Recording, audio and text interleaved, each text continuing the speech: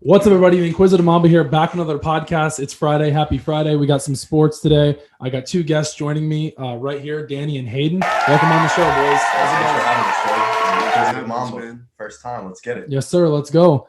NBA, we're starting off today. Lamelo Ball. ESPN recently dropped a list of 25 players under age 25. Lamelo Ball came in at number 3. 1 and 2 were Zion and Luka Doncic. Jason Tatum and Donovan Mitchell were behind Lamelo Ball, and people were going crazy in the comment section on Twitter, Instagram, TikTok, all over the place. What are you guys' thoughts on that? Yeah, rightfully so. I mean, Lamelo Ball, it's only his first year in the league. He's definitely not better than Jason Tatum or Donovan Mitchell at that.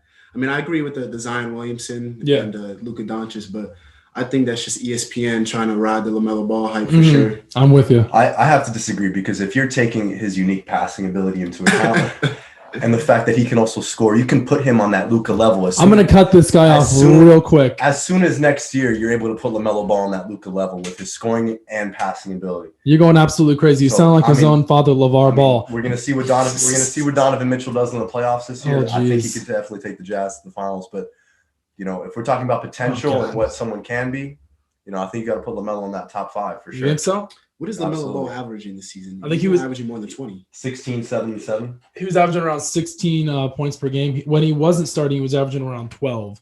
But when he was starting, he was around the 16 to 18 range. But as you guys know, he got hurt. But I don't think it's fair to put him in that conversation with Donovan Mitchell and Jason Tatum, Doncic and Zion Williamson, let alone those two, because Jason Tatum has been to the Eastern Conference Finals once. Donovan Mitchell has led his team to the playoffs, and he's been in MVP conversation. I think discounting averages, though, you got to look at skill set. You're absolutely right. You got to look at what people bring to the table and the talent they display on the floor.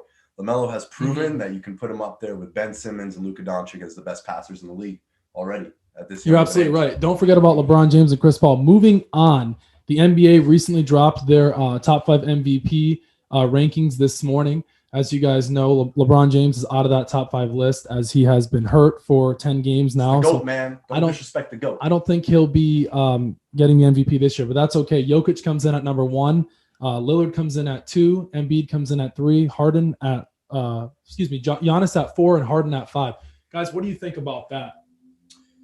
I think Harden at 5 is pretty disrespectful. Yeah, given the numbers that he's putting up. And I know KD. I know it's the Nets. I know KD's not playing, but I think Harden is just one of the best all-around offensive players. I think you're absolutely right. It's very disrespectful. Mm-hmm.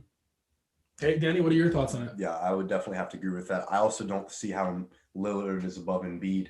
Embiid's just having – honestly, I think you could put him up there with Jokic. Embiid is arguably better than Jokic. He's having an MVP season in his own right. Definitely should be getting first-place votes. You think Embiid's better than Jokic? It's tough because, like we were talking about before, skill set being one of the best passers in the league.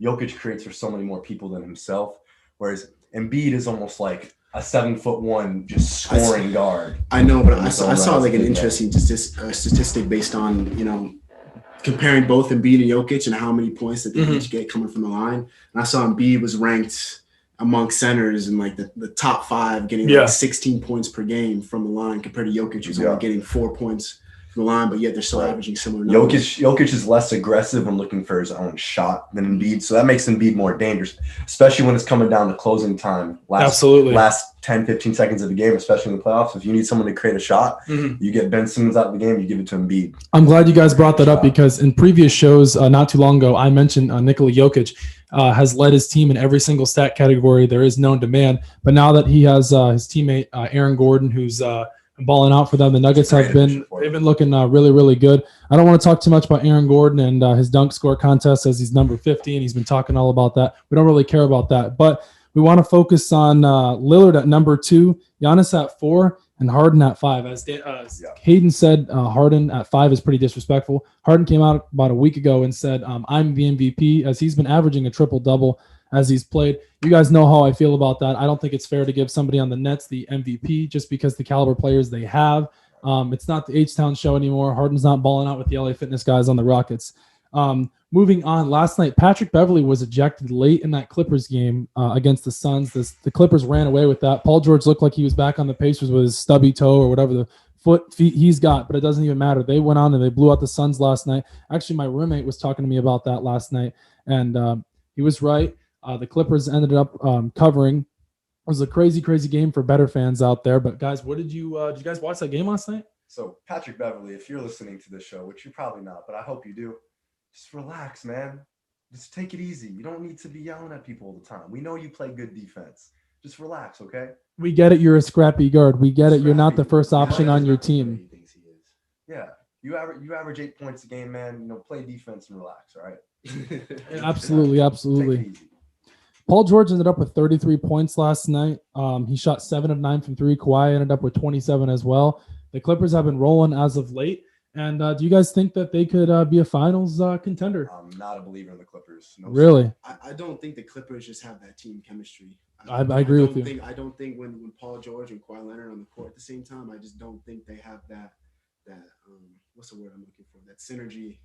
They don't have that synergy. They have that chemistry. They don't have You're absolutely right. That someone like Kyrie or Harden have, or LeBron and AD. They just don't work well off of each other. And I mean, you saw what happened in the playoffs last year. You know, PG 13%. I mean, PG just hasn't shown that he could do it in the playoffs. So George Paul, as many people call him, throughout he's played throughout most of his career, he kind of chokes in the playoffs. Yeah, I want to see you do good, Paul. We want to see you do good, Paul, but we know you're not watching the show. We don't really care about you that much, but that's okay. Right, Lakers, the Jazz and the Suns are going to kick your butt, and the Nuggets. I'm sorry. Lakers Heat game last night. Really not much to talk about there, but it was kind of a wild game. Drummond, he ended up playing for most of the game, and he went out hurt. KCP led the way, I think, with like 15 points or something around there. But they're hoping to get LeBron and AD back as they're the 5th seed. They got to play the Brooklyn Nets that look like the Space Jam team tomorrow night, and they're probably going to get their tail handed to them. So yeah, what do you guys think about the Nets and their health issues and all that? I'm probably going to get some flack with this, but that's okay. I can take it. Harden is the best player on the Nets, no question. Wow. You leave Kyrie and KD on that team. Those two cupcakes are not taking them out of the East. Harden is the one getting that team out of the East, running the offense, finding those guys for shots, and then scoring in isolation when he needs to. We're going to take a quick break from the NBA. Not too long. These two guys were laughing at each other. They're about to knock each other out after this podcast. But that's okay because we got the Ben Askren Jake Paul fight coming. Let me stop you there. You don't see KD and Kyrie up there in the top 5 for the MVP race. You see James Harden there for a reason. He's the best player on the Brooklyn Nets. He runs that team. KD's like a 6'11" Carmelo Anthony. KD's the best scorer in the NBA. He's an isolation scorer. Danny, has anyone ever told you look like Nico Mannion?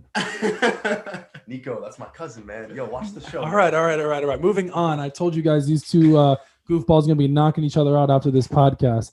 But Ben Askren and Jake Paul fight is coming up actually April 17th. I know you guys watch boxing. I know you guys like UFC. You guys have knocked on the door and asked me, if you watch the fight, are you going to watch the fight? Well, I need your thoughts. I need your comments, your concerns, your predictions. Ben Askren is 19-2. Jake Paul is 2-0 versus Nate Robinson and some YouTuber who Robinson got knocked out. I don't think Jake Paul really has like a resume. I think you're right. That kind of matches up with Ben Askren's. I think at the end of the day, even though Ben Askren's like a world champion wrestler and he has a lot of experience fighting in UFC, and I mean he was mainly just a grappler. Right. When you watch a Ben Askren fight, you know he's gonna take his opponent to the ground. But I don't think that can discredit the amount of years that he's had training. And I don't think Jake Paul is really taking into account that he's a pro fighter. Like at the end of the day, he might not be a boxer, but he has 10, 15 plus years of striking experience compared to Jake Paul, who's kind of riding a confidence wave, knocking out Nate Robinson and fighting some pretty amateur fighters. I mean, credit to him. You know, I kind of want to see him put on a show because he looks like he does have talent. You know what I mean? Yeah. He's a good puncher and he's got good like boxing mechanics, but I think he's really underestimating Ben Askren as just a whole fighter in general. I think you're absolutely right. Danny, what are your thoughts on the upcoming fight? Right. So I'm going to be a little less nice. It makes me upset that we're even talking about this. Jake Paul is not a professional fighter and Ben Askren is going to whoop his ass. This is ridiculous. Wow. The fact that him and his brother are just trying to box all these professional fighters and Floyd for clout and for money.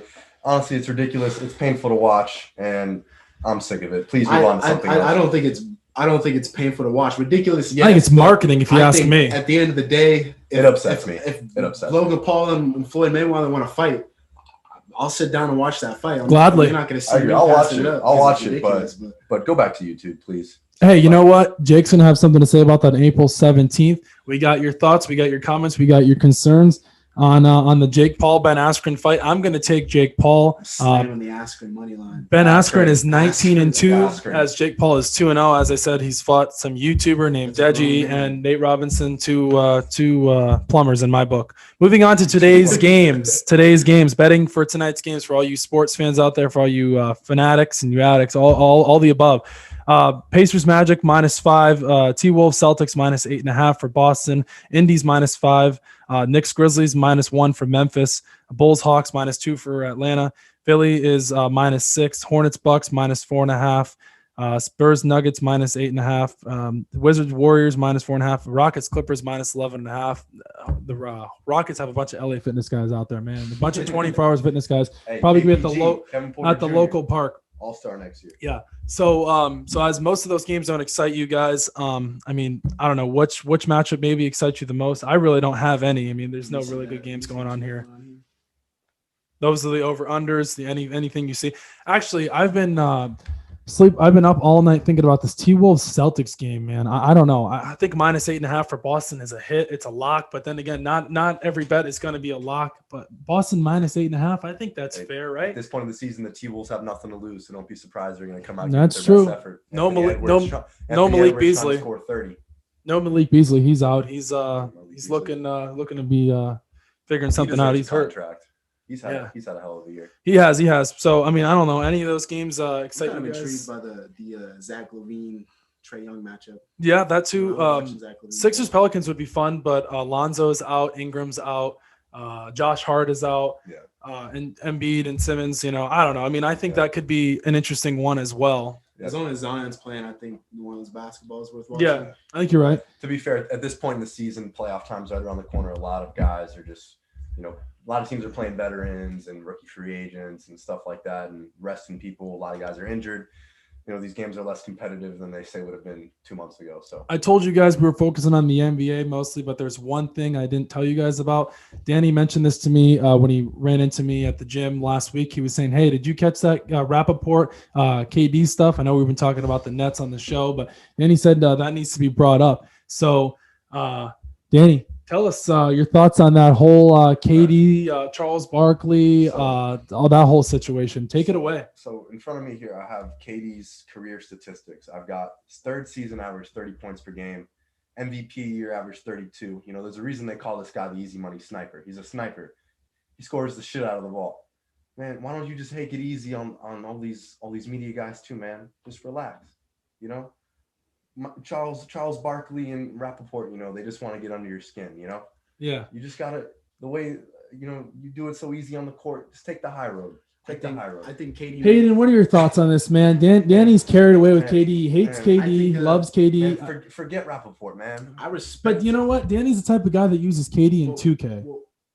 I will use KD in 2K. So, but he hates on him. He hates on him. LeBron before KD. Oh, I know. Oh, yeah, I know. Go ahead. Take it away. KD is greatness, but at the same time, I think he meant to use his burner when he DM'd Rappaport. Oh, okay. How could you be Kevin Durant and really be concerned what all these people have to say about you? Like Michael Rappaport. Kevin Durant, he said it himself in that interview. You're absolutely right. Durant. Yeah. So I don't know why he's so insecure. And you need it. And don't even get me started about KD, man. Yeah, I agree with you, KD. I agree with you, KD. Rappaport is a clown, and he's trying to be a butthole and get you mad. But at the same time, you're Kevin Durant. You're Kevin, like you say yourself. You're Kevin Durant.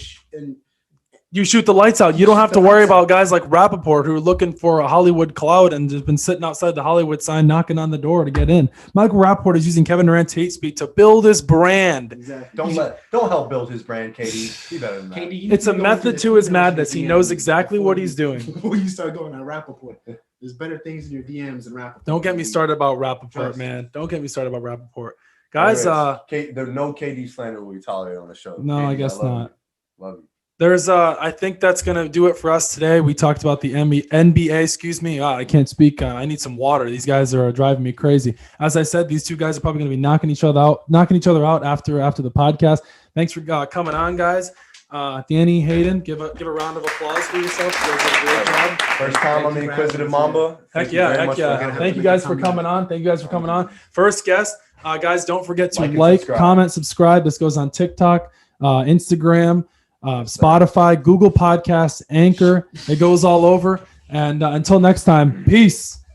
Good job, guys. That was lit. I enjoyed that. Good job.